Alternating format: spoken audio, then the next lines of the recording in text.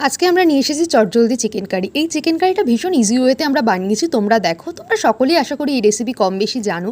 তবু আজকে এই রেসিপিটা তোমাদের সঙ্গে শেয়ার করছি, তার একটা বিশেষ উদ্দেশ্য হচ্ছে আজকে আমার মেস জীবনের শেষ দিন। কাল থেকে আমি আমার বাড়ি চলে যাচ্ছি। তো মেস জীবনে যতদিন আমরা ছিলাম প্রায় দিনই আমরা এই চিকেন কারিটা রান্না করতাম। তোমরা সকলেই জানো যে মেস জীবন কেমন, হোস্টেল জীবনটা কেমন। যারা থেকেছো কি থাকছো তারা জানো যে এই জীবনটা কতটা মজার, আনন্দের বলতে পারো। তো সেখান থেকে আলাদা হয়ে যাওয়া একটা সত্যি খুব দুঃখ কষ্টের। তো মন ভীষণ খারাপ করছে, সকলেরই মন খারাপ কম বেশি। তো তার মধ্যেও আমরা একটু সময় বের করে এই পুরনো চিকেন রেসিপিটা আবার একবার বানিয়ে নিলাম। তার কারণ হচ্ছে এটা যেন আমরা সারা জীবন এই ভিডিওর মাধ্যমে আমরা রেখে দিতে পারি আমাদের কাছে। আর তোমরা কিন্তু এটা রেসিপিটা দেখো, আশা করি তোমাদের ভালো লাগবে। তোমরাও বাড়িতে ট্রাই করে দেখো।